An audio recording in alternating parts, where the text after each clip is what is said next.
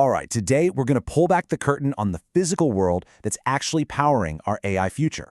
We're talking about a world of concrete, steel, and just immense power that's being built at a totally staggering pace. So let's just dive right in. So, think about it. You type a question into an AI, right? And boom, almost instantly, this incredible answer pops up. It feels like actual magic. But here's the thing. That answer isn't just coming from the cloud. Nope, it's coming from a very, very real place. So, to really get what's going on here, we've got to look beyond that clean, simple little chatbot window we all see on our screens and peek into the massive physical world that makes it all tick.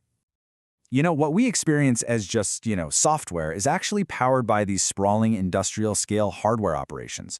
We're not talking about a few servers tucked away in a basement. No way.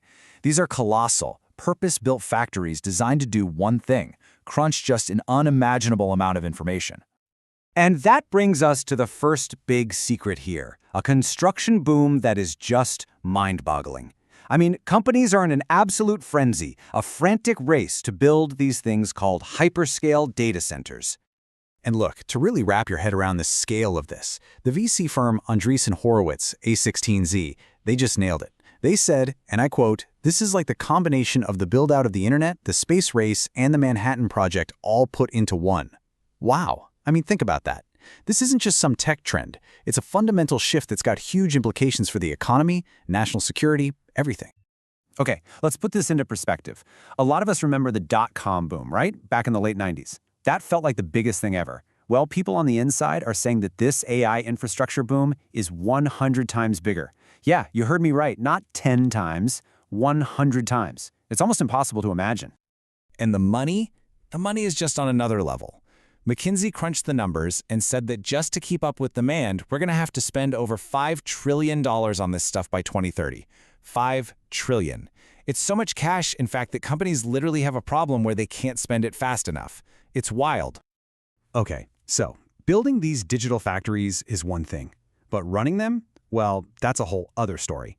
It takes an absolutely unbelievable amount of natural resources. So here's the deal. The powerful AI chips inside these centers generate a ton of heat, and you've got to cool them down constantly. And how do you do that? A lot of the time, with water.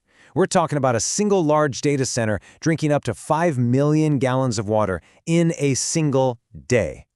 And to make that number hit home, that's about the same amount of water a whole town of 50,000 people uses. A whole town.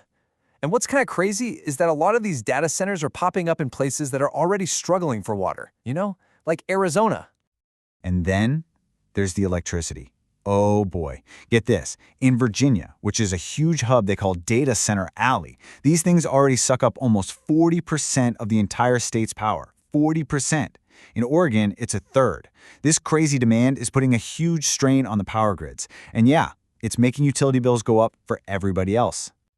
So the bottom line is, this stuff doesn't happen in a vacuum, right? You're starting to see communities push back. People are asking, hey, is having this thing in our backyard really worth the cost to our environment and, our wallets? Okay, so let's take stock. We've got these massive, power-hungry, water-guzzling buildings, and inside them, trillions of dollars of intellectual property. That makes them incredibly valuable. And you guessed it, a super tempting target for some very serious people. And we're not talking about your average cyber attack here. Security experts are worried about threats that are totally unique to AI hardware. Things like side-channel attacks, where spies could literally just measure the electromagnetic waves coming off the building to steal secrets. Or hardware supply chain attacks, messing with the computer parts before they're even installed. And then there's the holy grail, stealing the AI model itself. That's a file that can be worth hundreds of millions, even billions of dollars. So what do? You build a fortress. A literal fortress. Just look at Google's approach. They have 6 layers of physical security. It starts with, fences, but then it gets serious fast. We're talking anti-climb fences, crash barriers. Then you've got to get past biometric iris scanners. Then there's a 24/7 security center watching everything. And finally, if you make it all the way inside, you get to the crusher room. That's where they physically destroy old hard drives so that absolutely no data can ever be recovered. It's intense. And the security isn't just about the building, it's about the data too. For big corporate clients with really sensitive stuff, companies like Anthropic have something called a zero data retention policy. The best way to think about it is like this. It's a conversation that nobody ever writes down. The AI listens, it answers you, and then poof, it instantly forgets the conversation ever even happened. Okay, so now let's zoom all the way out to the biggest picture. Let's look at how this is all playing out on the world stage. Because believe me, this isn't just a squabble between a few companies. This is a full-blown geopolitical race. And you can see the competing strategies playing out so clearly. You've got the US, which is all about one thing, speed. They're trying to cut red tape, ease regulations, just to build faster. Then you have China. They're facing restrictions on getting foreign chips, so their play is all about self-sufficiency, pouring billions into their own hardware and building their own data centers all over the world.